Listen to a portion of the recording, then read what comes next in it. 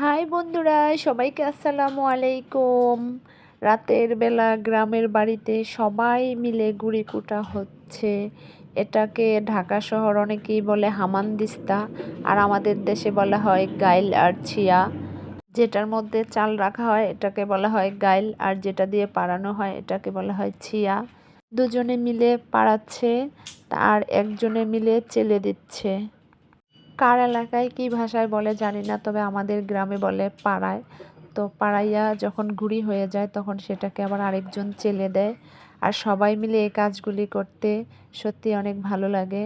আমরা সবাই মিলে রাত্রে এগুলি গুঁড়ি করে রেখেছি, আর সকাল সকাল আমার মা আর আমার ভাবি মিলে পিঠা বানিয়ে দিচ্ছে, আর আমরা সবাই মিলে খাচ্ছি। আর পিঠার সাথে ছিল সরিষার ভর্তা, ধইনা পাতার ভর্তা।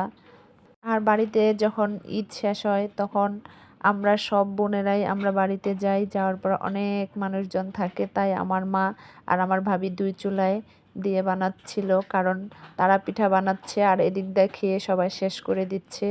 সকালের পর্ব শেষ হওয়ার পরে বিকেলবেলা আমার মা আর আমার ভাবি মিলে তেলের পিঠা বানাচ্ছে। এই পিঠাটাকে আমাদের অঞ্চলে আন্দাসি পিঠা বলা হয়। তো ঢাকায় অনেকে বলে মালপোয়া, আবার কেউ বলে তেলের পিঠা। আর কারা কারা কী পিঠা বলেন প্লিজ কমেন্টে বলে যাবেন। আর আমাদের বাড়িতে সব থেকে ভালো পিঠা বানায় আমার ভাবি। তো ভাবি বানাচ্ছে বিশেষ করে, আর সাথে আমার মাও ছিল। আমার ভাবি আর আমার মা বানাচ্ছে, আর আমরা সবাই মিলে শুধু খাচ্ছি। আর গ্রামের বাড়িতে সবাই মিলে একসাথে বসে পিঠা খাওয়ার মজাটাই আলাদা। আর আমার মা ভাবি তারা অনেক রকমের পিঠাই বানায়। অনেক কথাই বলে ফেললাম। সবাই ভালো থাকবেন, সুস্থ থাকবেন। আমার ভিডিও যদি ভালো লাগে প্লিজ আমার পেজটাকে ফলো করবেন। ইউটিউব থেকে দেখে থাকলে চ্যানেলটাকে সাবস্ক্রাইব করবেন।